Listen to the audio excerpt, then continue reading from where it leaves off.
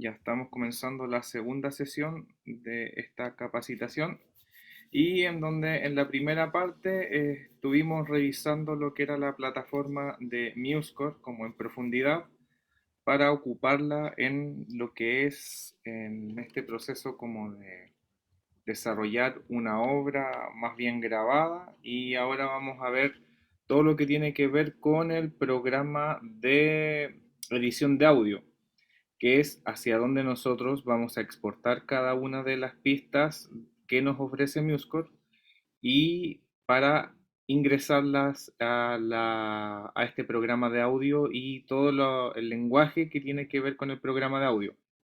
Voy a compartir acá lo que yo hice ahora, otra obra, como para traer a modo de ejemplo, y vamos a compartir MuseScore, que es desde donde comenzamos. Acá, a ver, espérame. Me está permitiendo. Ya, ya, ya. Ahora MuseScore. Ok.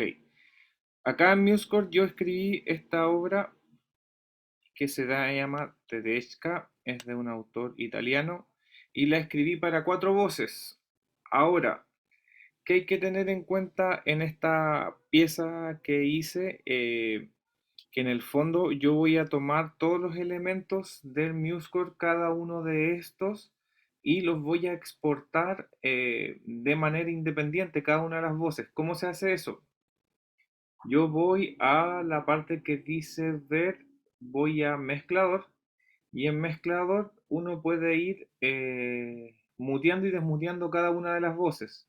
Yo, por ejemplo, en este caso, si quiero que solamente suene la soprano, yo muteo todas las demás. En este caso yo hice una clave, después voy a explicar para qué es eso, y empieza a sonar solamente la soprano.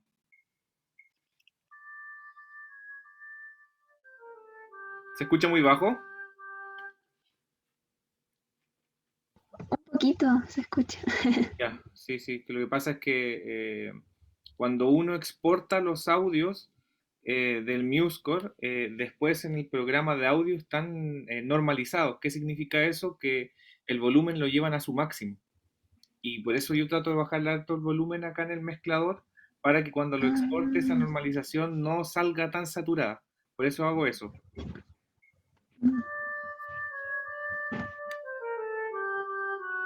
Y así voy haciendo esto con cada una de las voces. Ahora, ¿por qué yo pongo esta clave? Es para después hacerla calzar con el programa de audio. En este caso, para exportar cada una de las voces y después poder hacer calzarla con en el fondo con el metrónomo del programa del audio.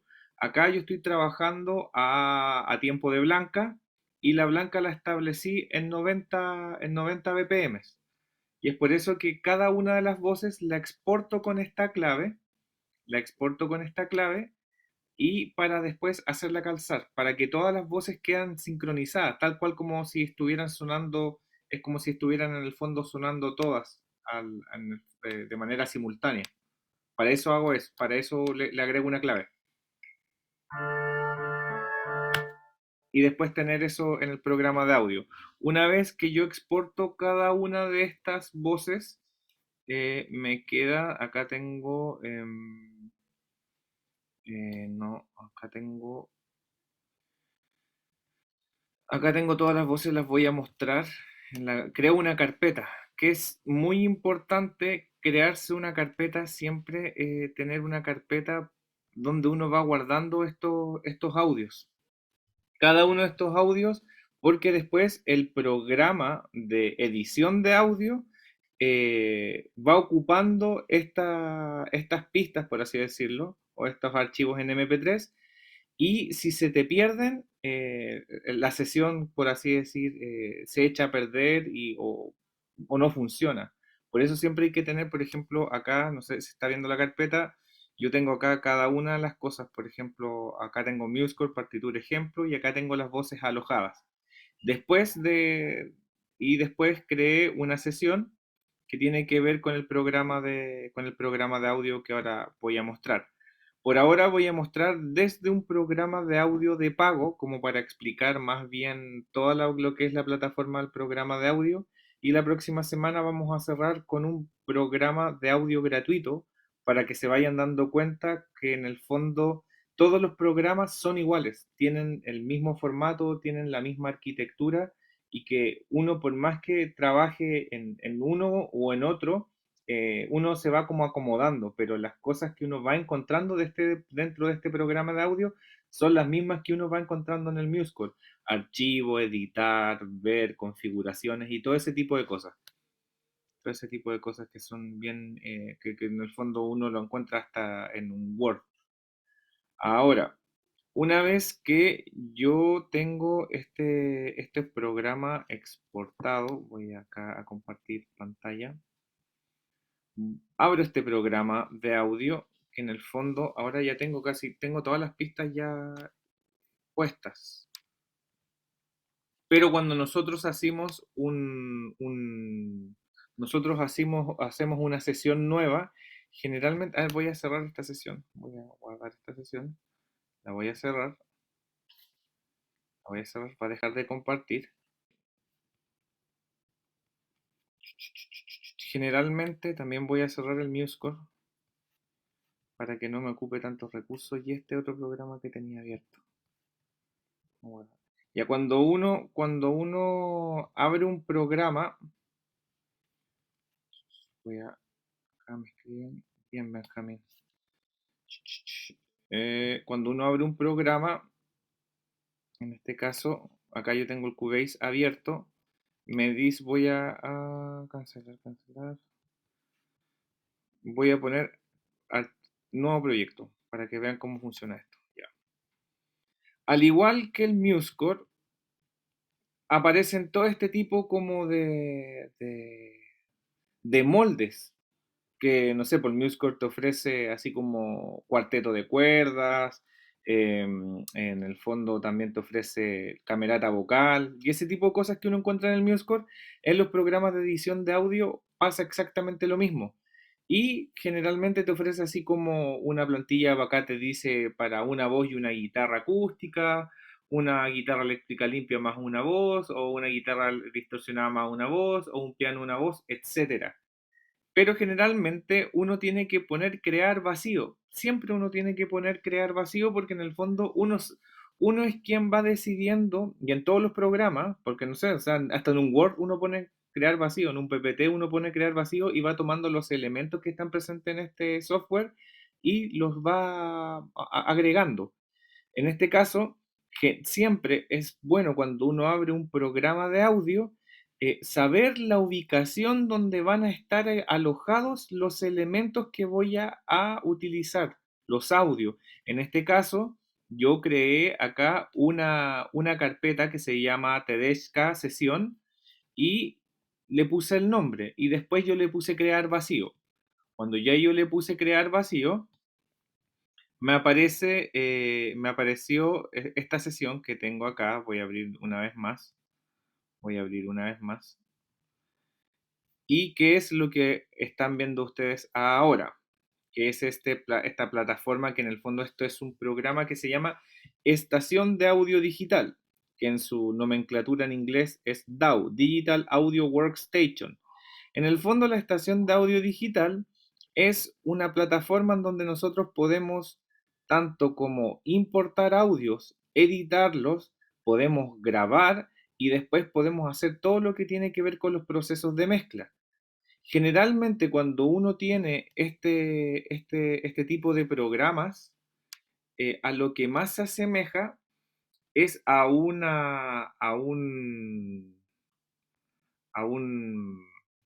a una consola de sonido. Yo no sé si ustedes alguna vez han visto una consola de sonido.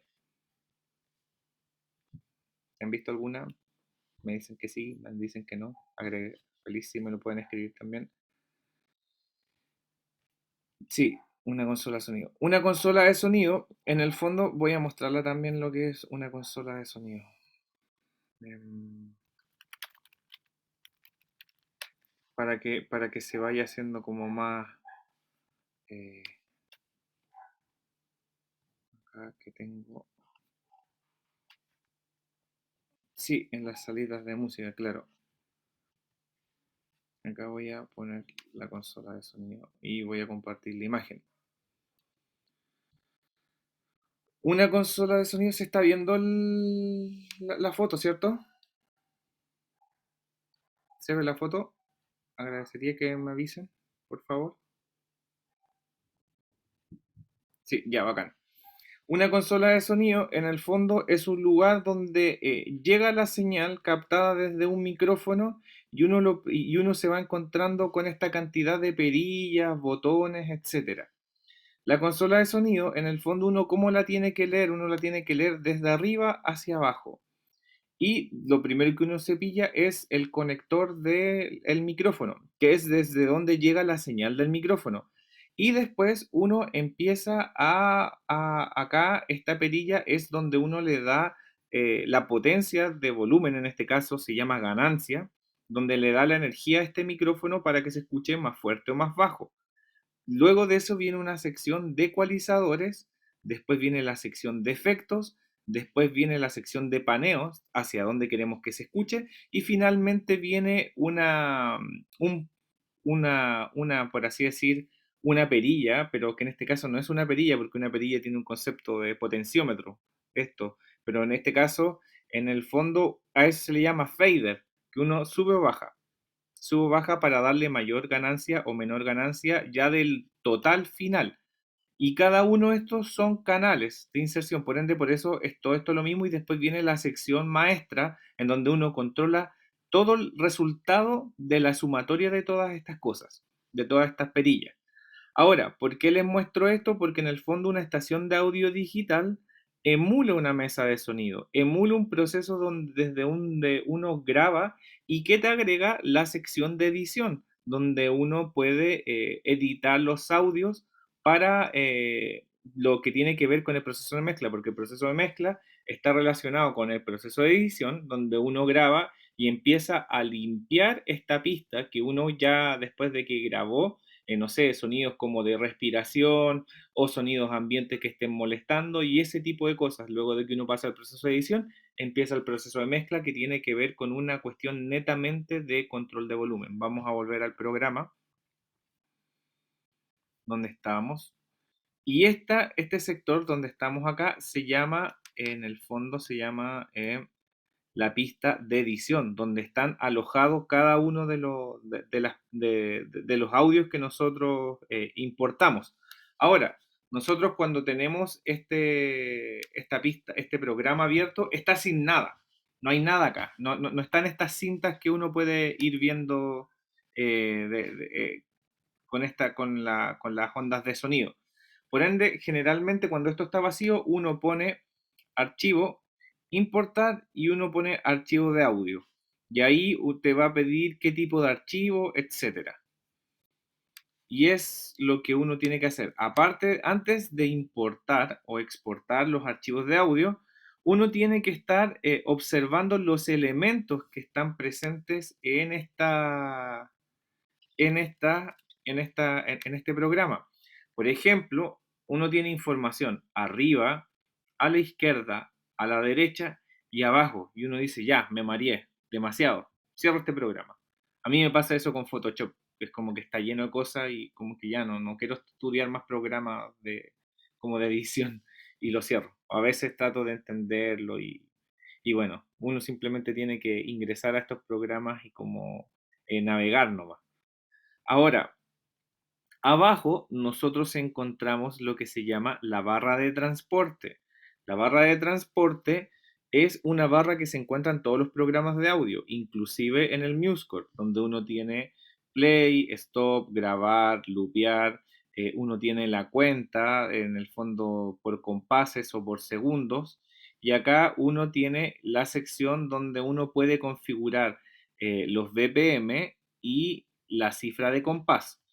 Si bien es cierto, la partitura de la cual yo estoy trabajando está en dos medios, acá yo la puse en dos cuartos, porque en el fondo la cuenta lo que yo le quiero decir al metrónomo es que me tome 2 bits a un tiempo de 90 a un tiempo de 90. Por ende, lo mismo si acá yo pongo medios o cuartos, el programa lo va a, ¿cómo se diría?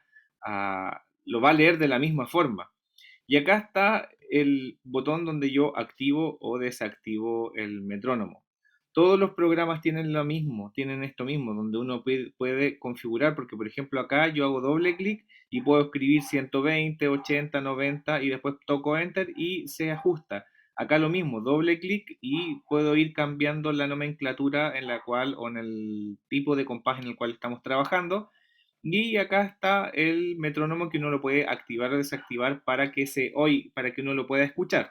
Hay programas que uno tiene que crear una pista de metrónomo y después si uno puede abrir la configuración de la claqueta para ir seleccionando el tipo de sonidos, el volumen de la claqueta que uno quiere ir escuchando, etcétera.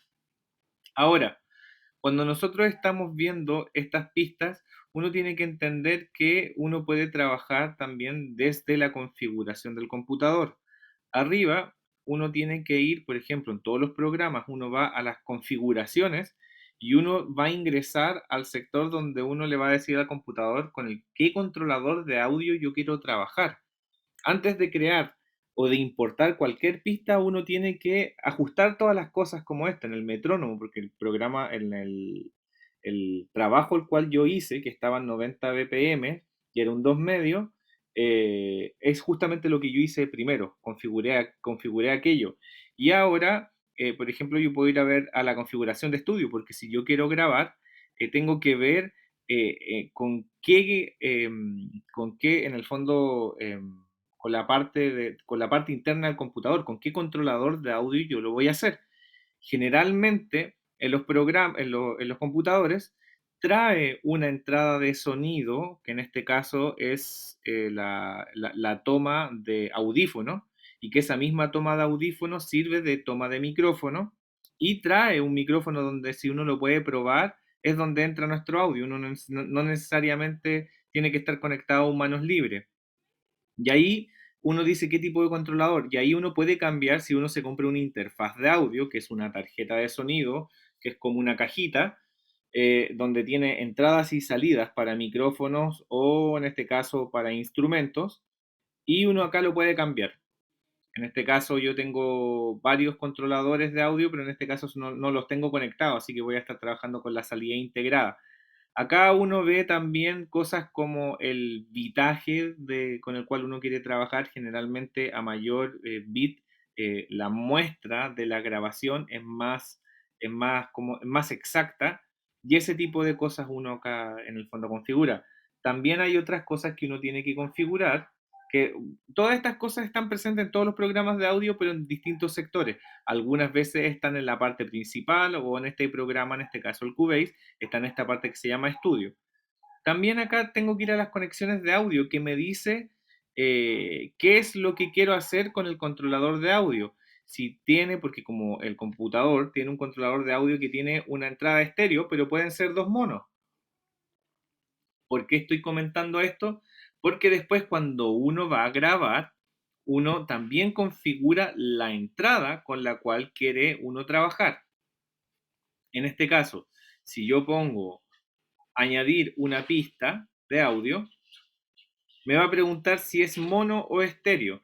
En este caso, si yo quiero que sea mono, yo le pongo mono, pongo añadir pista, me agregó acá una pista mono, me agregó acá una pista mono, y después en esta pista yo puedo configurarla. ¿A qué me refiero?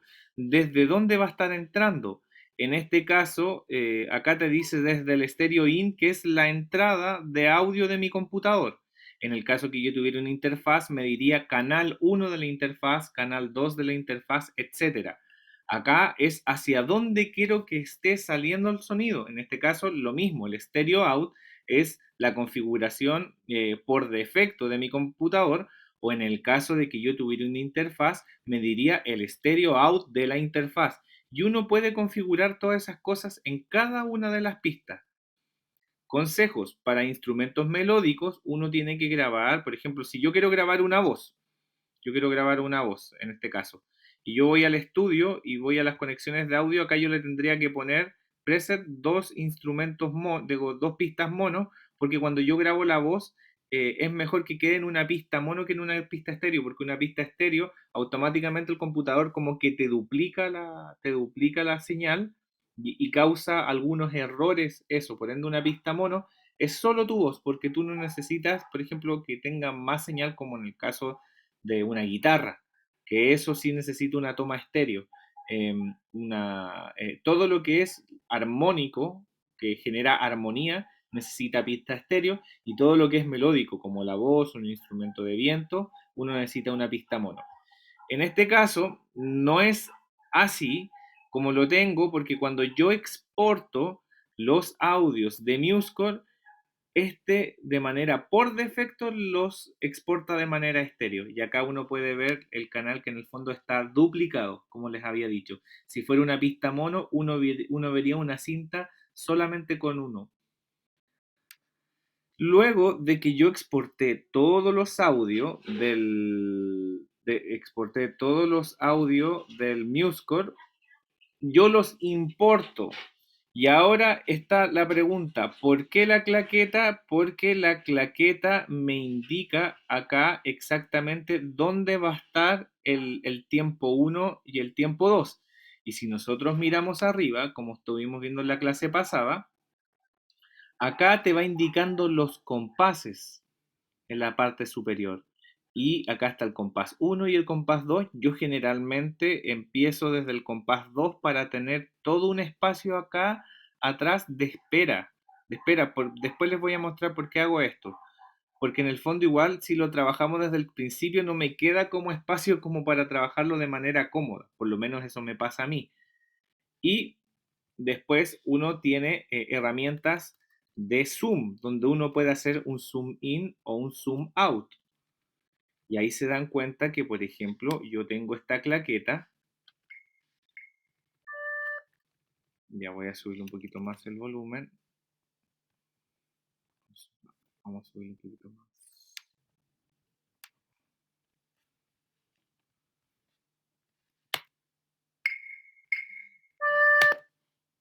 Ya.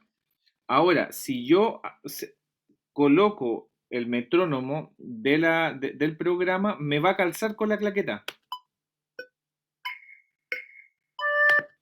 Y eso es lo que uno tiene que lograr. Si uno calza la claqueta, después toda la pieza que estaba del MuseScore va a estar a tiempo.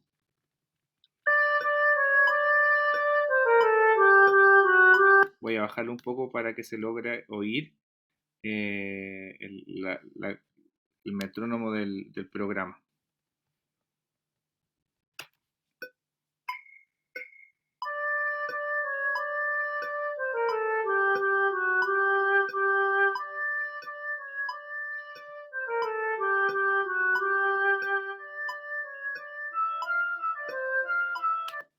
Y ahí ya me quedó absolutamente calzada la pista. Cuando yo importé cada una de las pistas, después las fui ordenando y las fui renombrando. Como yo las voy renombrando, haciendo doble clic sobre la sección del nombre. Hay programas donde incluso uno puede cambiar los colores. No me acuerdo si acá lo puedo cambiar los colores, pero tengo entendido de que sí se puede hacer eso. Es algo que yo no hago, hay muchas personas que lo hacen porque en el fondo después uno va diciendo, ah, la soprano tiene tal color y es mucho mejor, es mucho más amable como a la vista, o lo hace como más entretenido, por así decirlo. Pero no sé, yo no sé por qué en verdad no les coloco color a las pistas, como que nunca le he encontrado un sentido, pero eso da lo mismo. Y después uno puede ir encontrando secciones de estos botones, por ejemplo, de acá que dice M y S. Esto es mutear y esto es solear, para que se escuche solo esa pista, o si yo quiero puedo ir muteándola una a una, para que, no, para que se vayan escuchando. Yo generalmente trabajo con él solo, porque así se mutean al tiro las otras.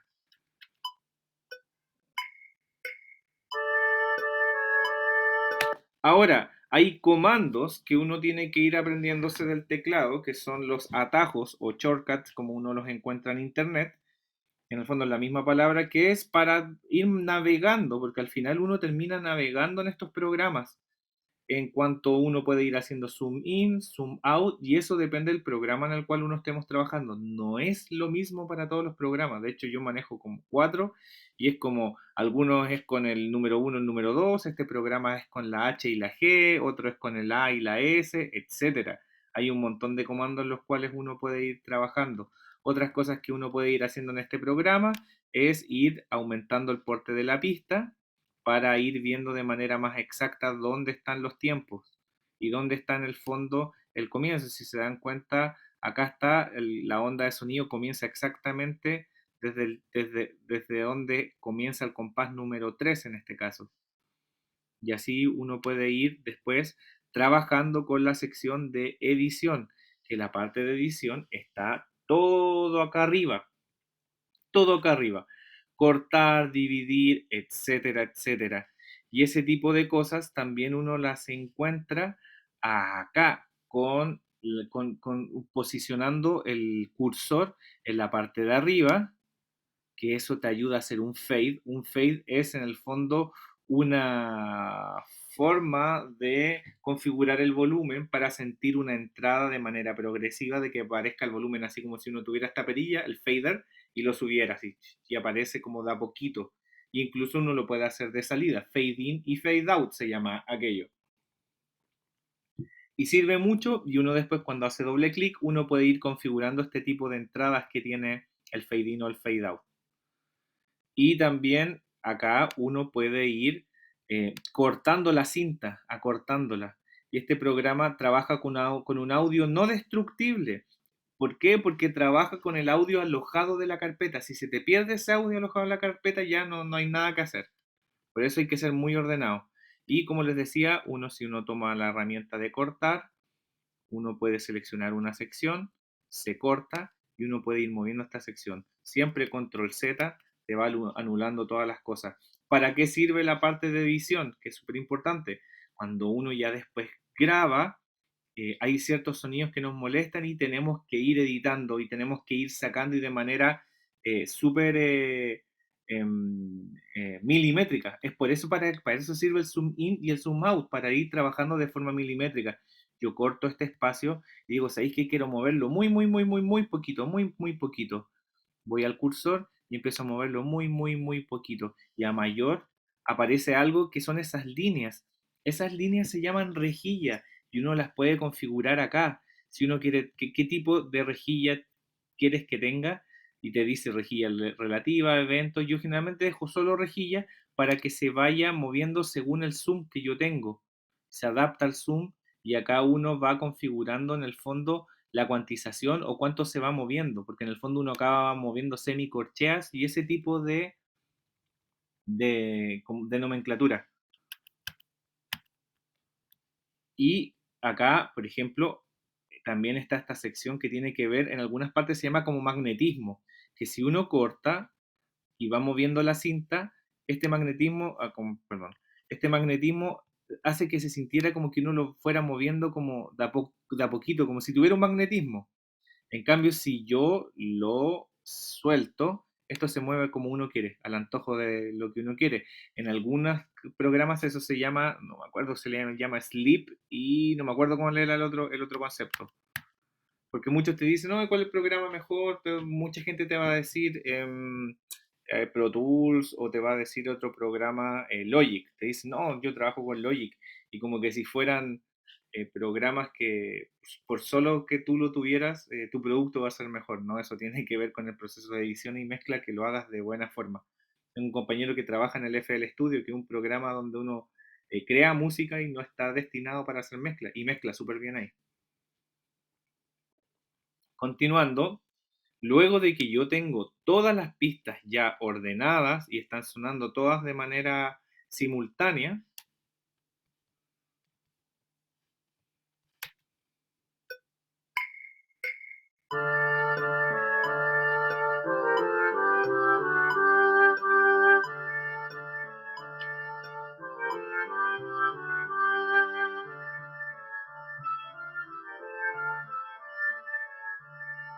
ya empieza la parte divertida.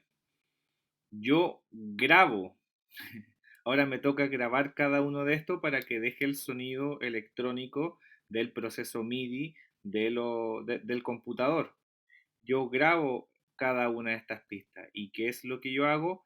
Me pongo, soleo esta pista, pongo el metrónomo y escucho. Y yo por eso le doy un espacio, porque le doy un compás. En el fondo yo doy como dos compases al aire para estar preparándome con el instrumento para grabar. Porque cuando uno graba solo es algo muy engorroso para trabajar, porque en el fondo uno cuando graba siempre se equivoca, siempre se equivoca. Y el proceso de grabación es un proceso de práctica. Uno siempre tiene que partir grabando cosas muy cortitas y tenerlas muy estudiadas y entendidas para que la grabación no se haga engorrosa y sea de manera fluida.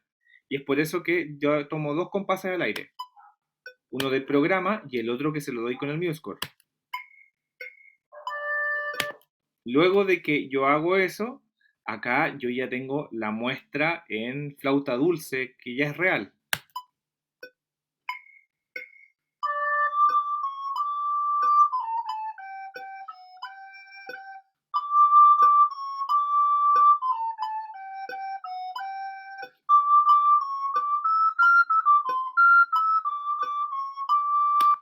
Y así fui con cada una de las voces y lo que ustedes escucharon ahora, yo lo tengo tanto para soprano, contralto, tenor y flauta bajo.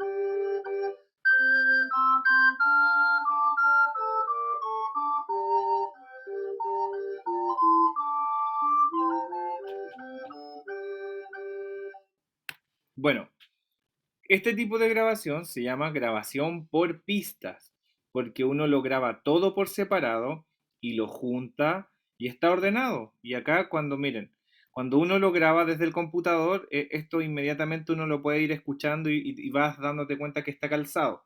Ahora, a mí no me gusta cómo graba mi computador y yo tengo una grabadora que me compré hace mucho tiempo y que en el fondo yo hago, bueno, cuando estoy en el estudio, conecto mi interfaz de audio y puedo grabar inmediatamente en el programa. Pero en este caso yo tomo una grabadora y tengo la grabadora andando y pongo el audífono y escucho los compases, la frecuencia y toco y después tomo la tarjeta de memoria, la meto al computador y después vuelvo a importar los audios y después los hago calzar, porque en el fondo si estuve tocando con metrónomo, está calzado. Por ende, por eso es importante trabajar con metrónomo. Para este tipo de proyectos es es como por así decirlo, trascendental. Si no, no te queda calzado y no se siente en el fondo cómo debería estar sonando la partitura. Hay que decir que hay ciertos errores en la música que hacen que tus proyectos sean orgánicos. ¿A qué me refiero a esto? Que en el fondo el ser humano nunca va a tocar de manera perfecta una obra y hay ciertas imperfecciones que le dan esta como sonoridad de la vida que uno le puede dar como músico. Y ese tipo de cosas uno las puedes ir trabajando también en el proceso de edición. En este caso, si yo voy escuchando ahora cada una de las piezas, me voy a ir dando cuenta de los pequeños errores que hay. Yo esta grabación la hice en la mañana, me demoré como una hora y media en grabar todas las voces. Eso no significa nada. Simplemente, incluso si yo voy escuchando, me voy dando cuenta que en verdad la grabación no está buena. Es una grabación que lo hice un poquito apurado y me voy dando cuenta con algunos errores, porque en el fondo no trabajé ni articulación, no trabajé ni siquiera pensando en los arcos de fraseo para que todas las flautas suenen con la misma respiración en un mismo lugar y para que, no se, para que se escuche bien la pieza en el bloque. Por ende, cuando uno graba, uno tiene que tener mucho en conocimiento de la partitura para decir, ah, mira, acá todos vamos a respirar, todos vamos a quedarnos en silencio o hacer ese tipo de cosas que ya tienen que ver con arreglos musicales. En este caso, cuando uno hace material didáctico, pedagógico, esas cosas pasan a segundo plano, lo importante es hacer una buena grabación. Y ahí se logra escuchar la respiración. Y esas cosas yo las puedo cortar para que no se escuchen las respiraciones porque muchas veces las respiraciones son feas, en algunos casos. Porque, por ejemplo, con Michael Jackson eso era un sello, hacía y cantaba. Y eso, y ahí yo empiezo mi proceso de edición. Y acá después yo corto esto, agrando un poquito más, y digo, ¿sabes qué? Que quiero que se escuche como más desde el comienzo, y después le hago un fade, y después me muestra ahí que está comenzando, y digo, ya, para que no se escuche la respiración. En este caso para la soprano. Para la soprano. ¿Ya? Y ya no se escucha la respiración.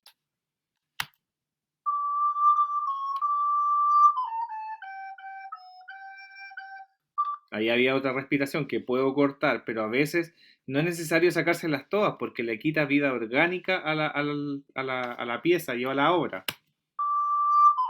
Ese cambio desde Tirata no me gustó cómo quedó, por ende a mí no me va a quedar nada más que regrabarlo hasta que me salga bien. No me gusta, no me gusta cómo suena. Pero esas cosas uno las puede ir arreglando. Y después uno tiene que ir jugando a escuchar la soprano con la alto, la soprano con la tenor y etcétera.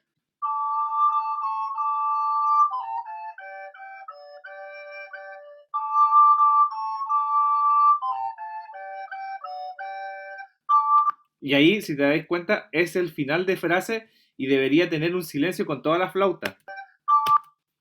Y yo siento que no tengo ese silencio con toda la flauta. Debería haber un corte y esperarme.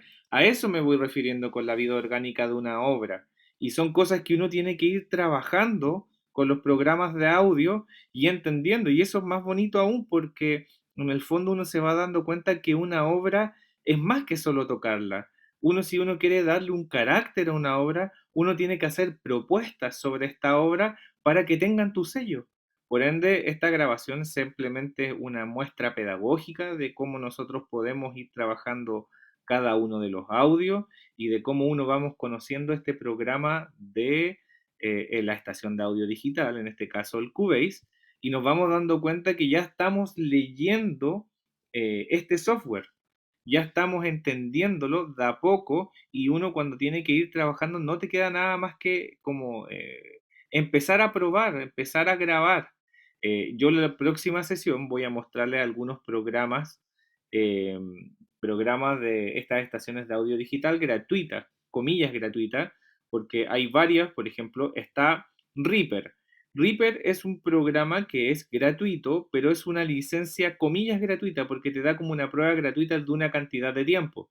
Tú después lo puedes comprar o no, pero puede seguir siendo gratuito, pero no tienes como todas las cosas que podría tener si lo compras. Obviamente, hay otro programa que se llama Cakewalk, que ese funciona solamente en Windows y es de la empresa BandLab. Antes era de pago y actualmente es libre. Ese es uno de los más completos y también tiene todas estas secciones y son cosas que uno va a ir viendo, que son el proceso de edición, el añadir pistas, etcétera, etcétera.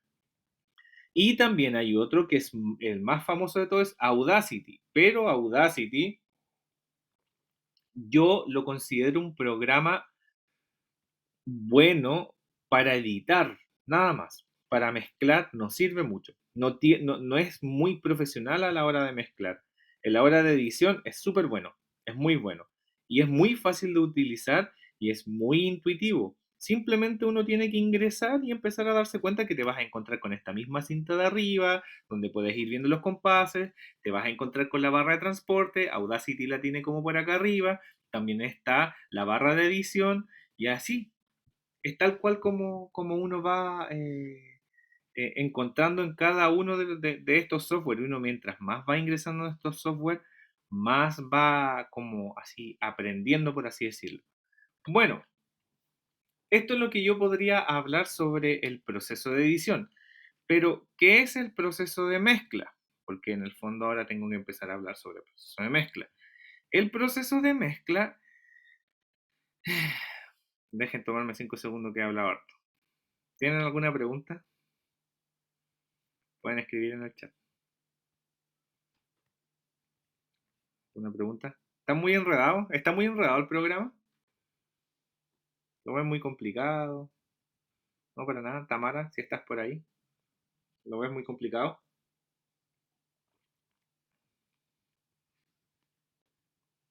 Bueno, vamos a continuar.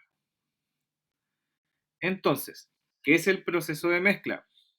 El proceso de mezcla es una situación en donde nosotros vamos a equilibrar las ganancias y los volúmenes de cada una de estas pistas para que, uno, no saturen, dos, tengan equilibrio y tres, se mantenga la vida orgánica de, esto, de esta pieza. Ahora, como les decía, este proceso de mezcla uno lo puede hacer desde la piscina de edición donde nosotros estamos trabajando ahora, porque si nosotros vamos presionando cada una de estas pistas, bueno, estas pistas yo ya no las estoy ocupando las de arriba, así que muchas veces hay programas donde uno las puede ocultar, pero en este programa a mí me gusta dejarlas así pequeñitas y las que estoy trabajando ya las dejo un poquito más grandes. ¿Ya? Ahora el proceso, cuando uno pincha una pista, y esto es en todos los programas de audio, acá uno puede encontrar como el volumen de la ganancia, el paneo y diferentes situaciones. Por ejemplo, acá están los ecualizadores, están las inserciones, están los envíos, está el fader general con el cual uno está trabajando, tal cual como se los mostré en la foto de la mesa de audio.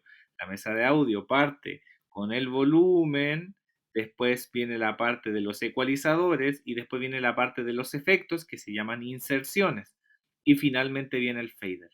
Así de simple es esto lo que uno va leyendo. Esta es una forma donde uno puede ir configurando cada uno de los volúmenes, pero sin embargo a mí me gusta más cómo uno lo puede entender desde la pantalla de la consola de mezcla. La consola de mezcla, lo importante es que uno ve todos los volúmenes de manera simultánea.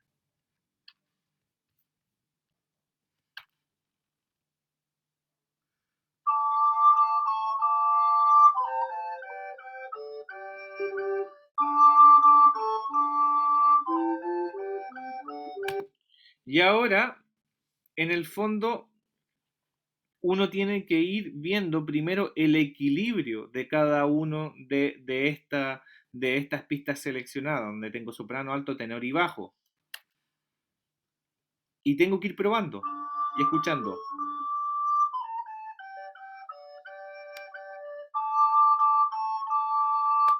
Y tengo que ir viendo cómo van sonando en equilibrio. Soprano alto.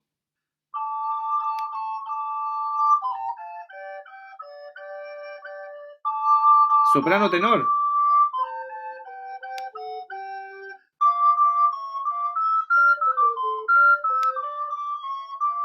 Soprano bajo.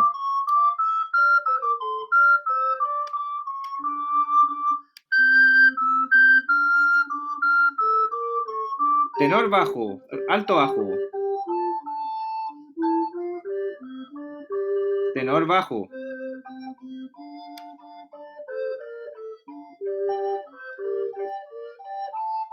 Tenor alto.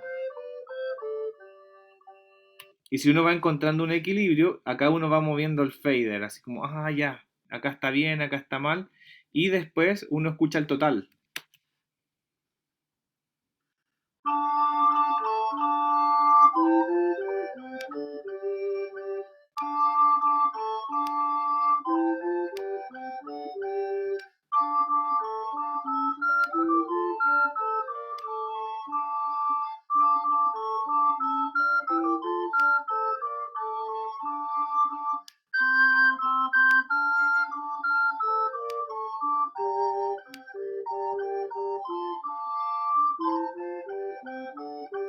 Luego de que tengo esto equilibrado, empieza... Ay, saqué el programa.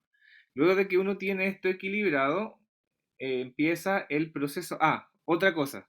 Cuando uno está trabajando programas de audio y uno hace algo, como cada 5 minutos uno tiene que estar poniendo guardar, porque son programas en el término como del mundo del software que se crachean rápido.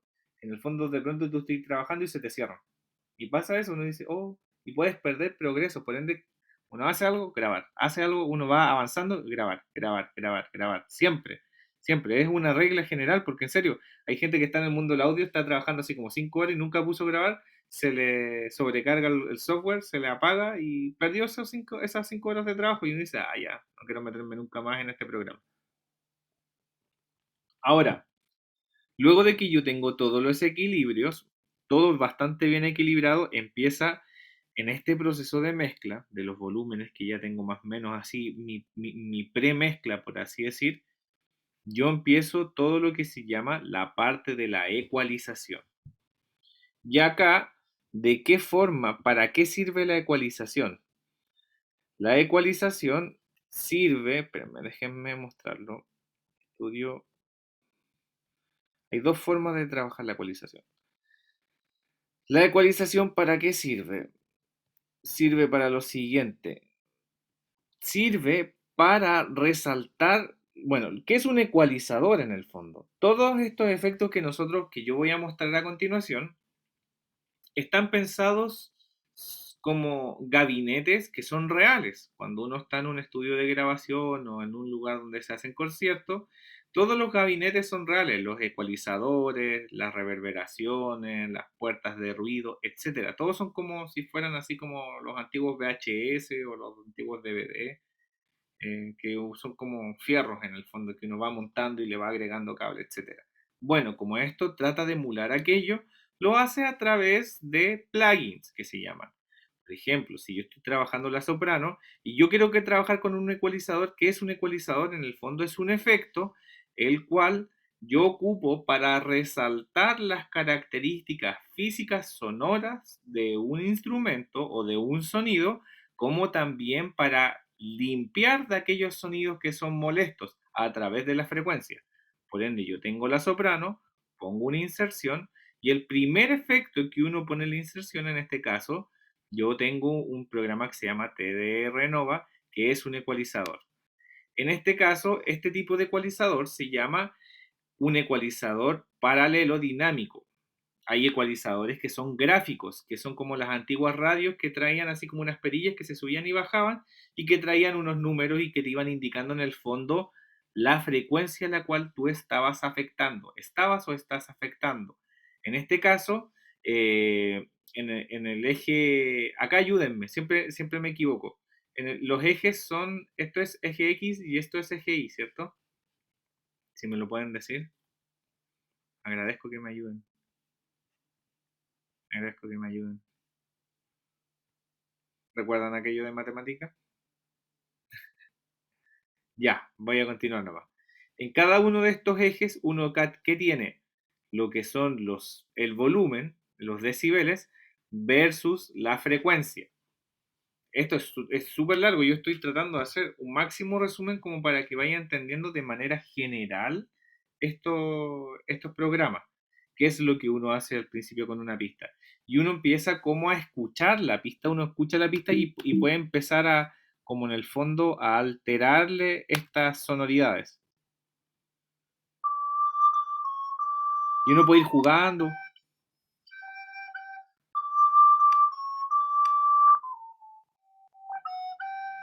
Y en el fondo eso es lo que hace un ecualizador. Un ecualizador puede ir borrando frecuencias sonoras como realzándoselas.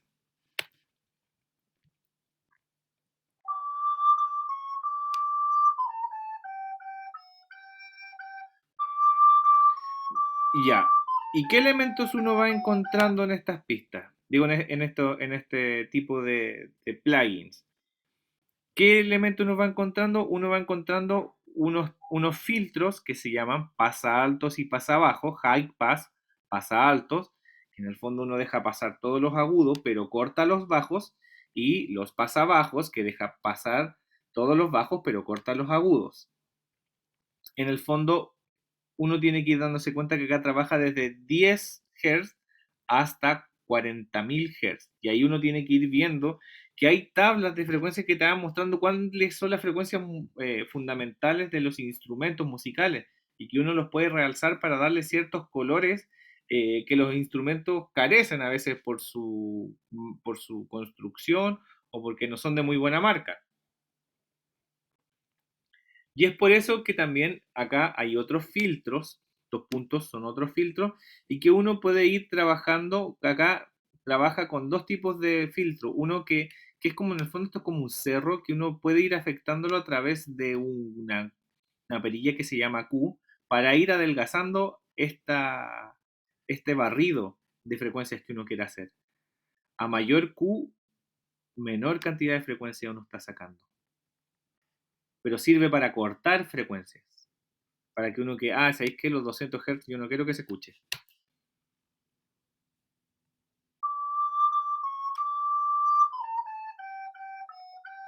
Y uno los puede ir sacando. En el fondo, un ecualizador sirve para aquello, tanto como para realzar, como para quitar sonoridades que no nos gustan que tienen ciertos instrumentos. Por ejemplo, en la parte de los cantantes, hay ciertas sonoridades que son como así, como, suena algo medio nasal, se lo vamos a quitar. Y uno puede ir trabajando las sonoridades de cada una de las pistas. Cabe decir que cuando uno inserta una pista eh, o un efecto, en este caso un ecualizador, la ganancia de esa pista sube, por ende, generalmente menos es más. Hay gente que llena de efecto las pistas o los programas y se satura, perdón, se satura este programa, o sea, se satura esta mezcla. Por ende, generalmente cada una de las pistas es bueno que tenga ecualizador y después viene otro proceso que se llama el compresor. ¿Qué es el compresor? Es un elemento el cual, a ver, déjame ver si tengo acá otro compresor. Que es un controlador de dinámica. No, este nos trae compresor. Bueno, ¿qué es lo que es el compresor? Es un controlador de dinámica, que en el fondo yo establezco un tope de esta pista, por así decir, y quiero que nos salga mayor cantidad de decibel. Por ejemplo, hay partes que uno ve que la dinámica sube, que la dinámica es chiquitita, y hay otros que la dinámica está súper grande, así muy grande. Por ende, yo quiero controlar esta transiente, se hace a través de un compresor. Por ende, uno dice, ya, yo quiero que por así decir, la, hasta dónde tiene que llegar la salida de volumen, establezco un número y digo, bueno, si salen 2 decibeles de aquello o 1 decibel, me resta 2. Y se va trabajando con ese tipo de relación, 2:1, 3:1, etc.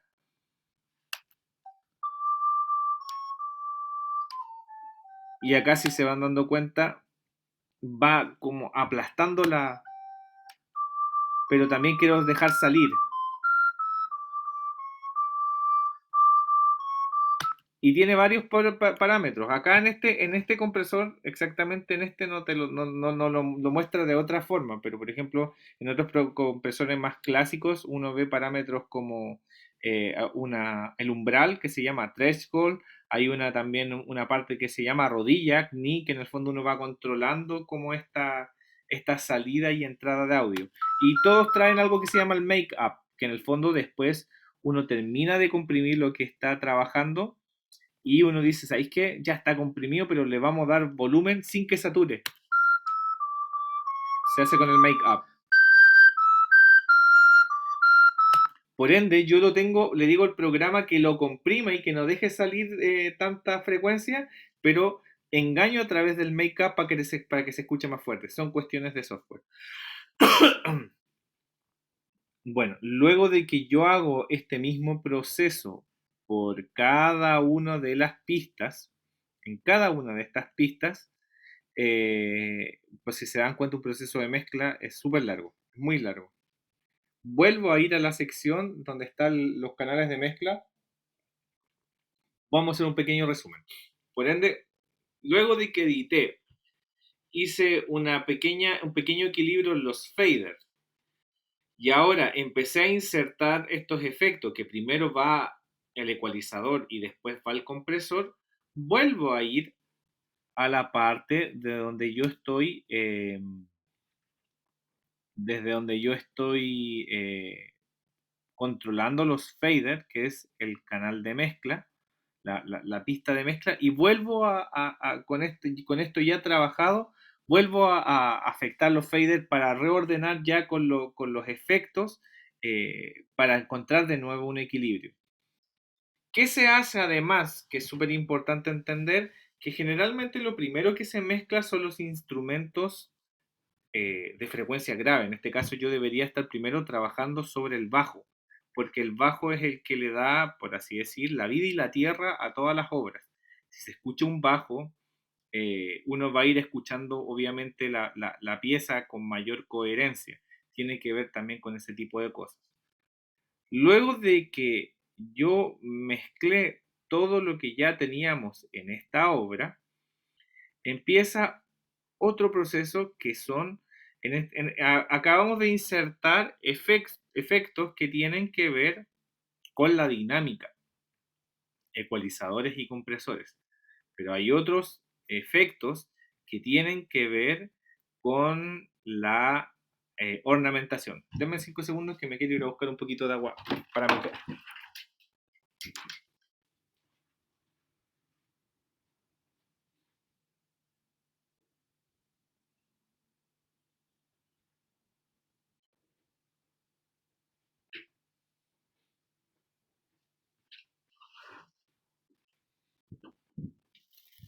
Ya, lo que les decía es que ahora viene la parte de inserción de efectos que tiene que ver con la ornamentación.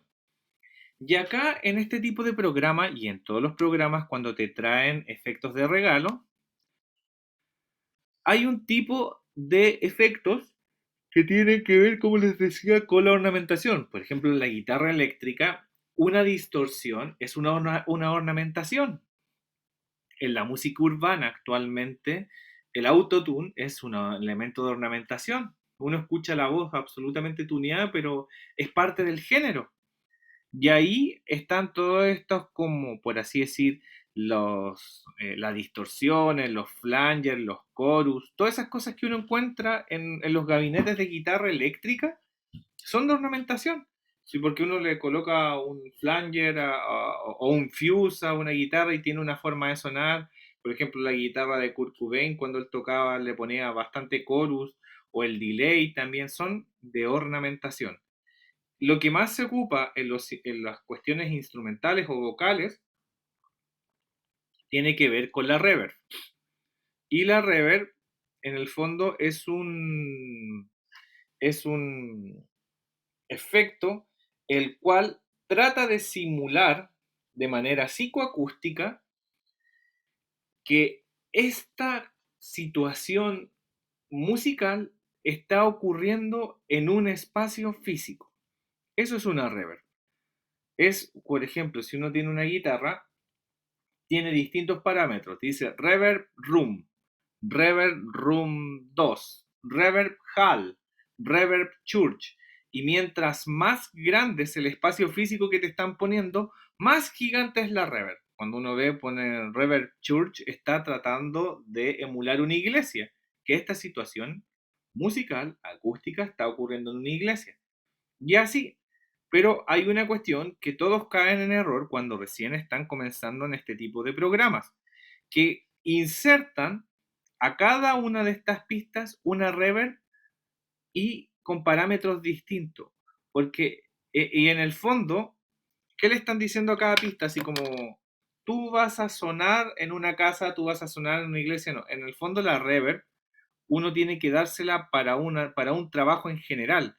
En este caso, ahí hay otra forma de trabajar con las sonoridades, porque en el fondo la reverb tiene que ser una para todas las pistas, porque en el fondo por así decir, em, esta mezcla completa tiene que estar para todas las pistas.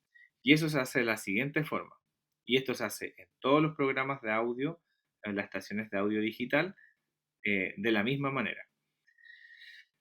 Donde yo establezco, por así decir, la reverb como una casa en un lugar. Esta es la casa. Y yo quiero que estas 4 flautas suenen juntas en esta casa. Eso es lo que vamos a hacer ahora.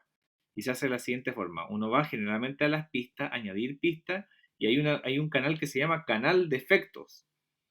Y acá yo le voy a poner reverb a mi canal de efectos y le pongo estéreo y todavía no le voy a poner y yo añado esta pista. Me apareció esta pista acá abajo. Por ende, lo que yo voy a hacer es tomar la salida de audio de esta pista y voy a hacer que pase por la reverb antes de que llegue al canal maestro. Por eso voy a volver a compartir esto, lo que les voy a mostrar acá. ¿Qué es lo que hago? Porque este fader que está acá y el cual no les he dicho para qué sirve, ahora aparece. Este fader se llama Master Fader, que es el controlador final de toda la mezcla. Por ende, ¿qué vamos a hacer? Que la soprano pase por este fader y que después finalmente pase por este fader.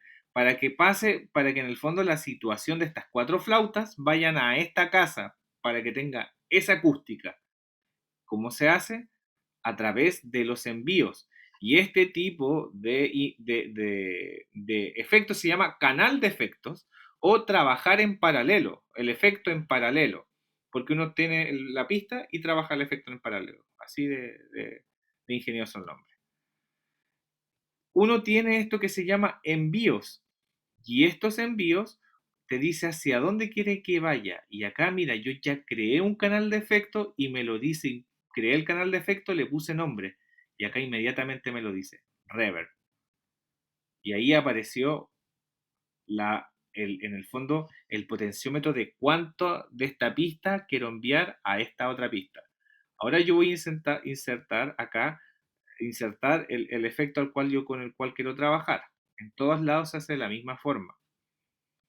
Le inserté la reverb a la cual yo quiero trabajar y ahora yo estoy trabajando con la soprano y voy a activar esta pista de reverb acá.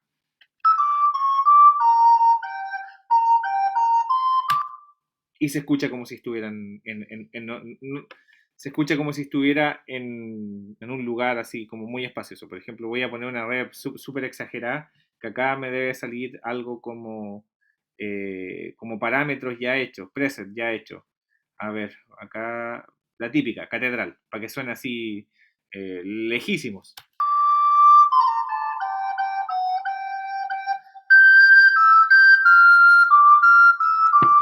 Y acá yo controlo cuánto de esto quiero que se vaya para ese canal.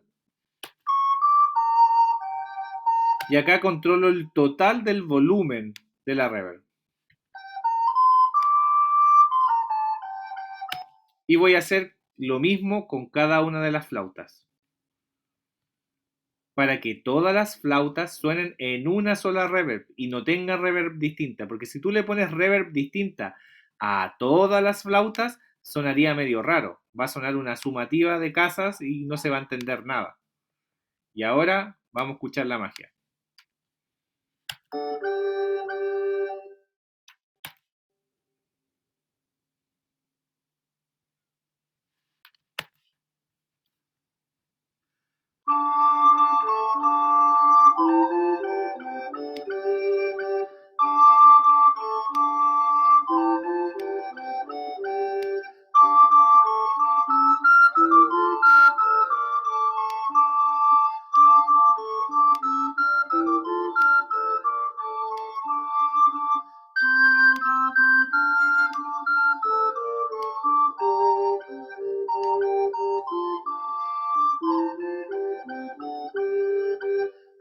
Sin la reverb. Con la reverb.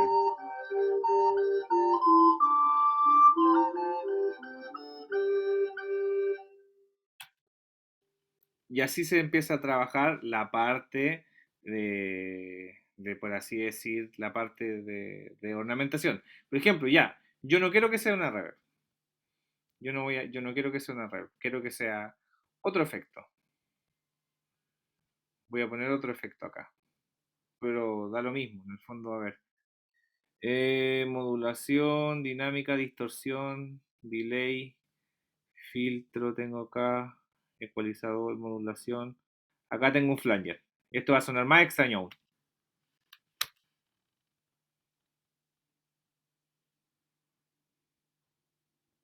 Si comienza la obra.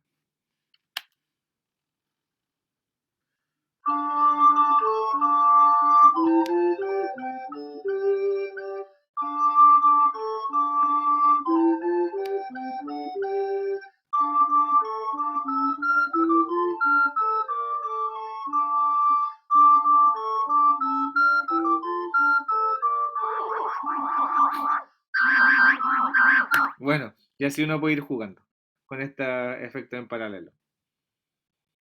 Así que eso con la parte que tiene que ver con, y luego de que uno ya hizo esto envíos para este efecto en paralelo, en este caso de la reverb, que teníamos puesto una reverb que tiene que estar acá, reverb, y después catedral habíamos agregado.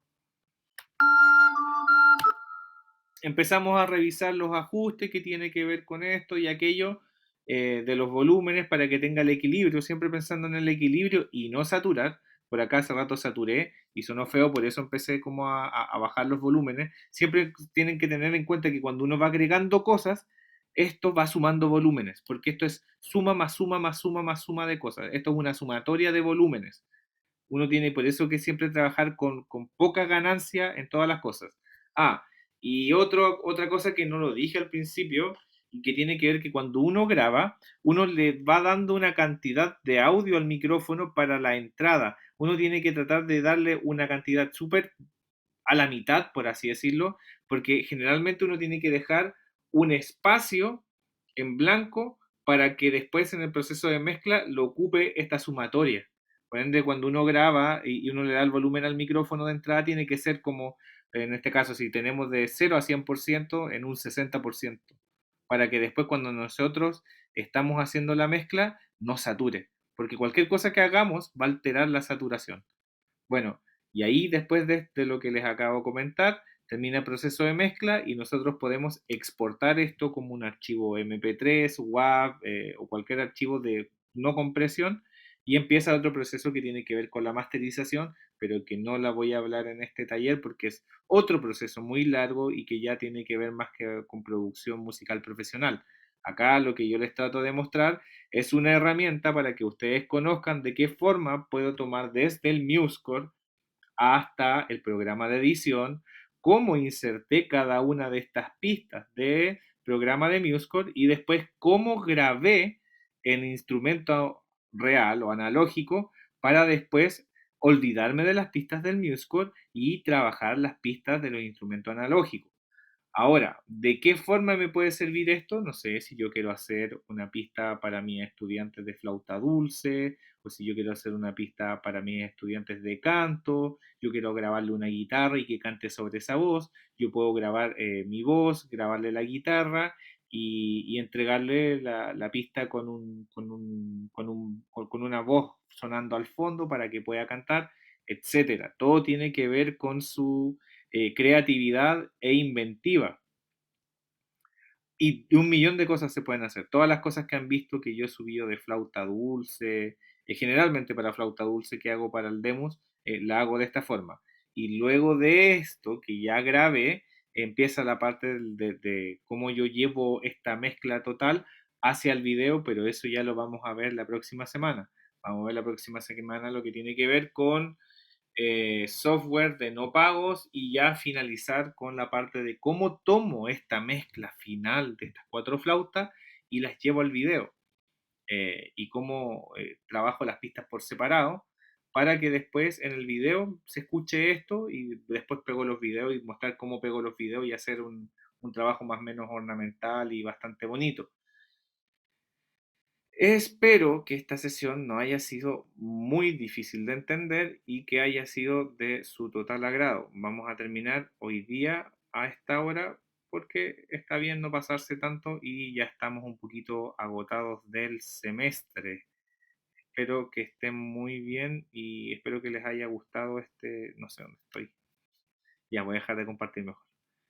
Así que eso, espero que les sirva y quienes lo vean después de manera remota también vengan con algunas consultas que puedan hacer en la última clase de la próxima semana, el próximo miércoles, que esperemos que no ocurra nada que nos haga postergar. Así que eso, les dejo ahí un gran saludo, espero que les haya gustado esta clase. Voy a dejar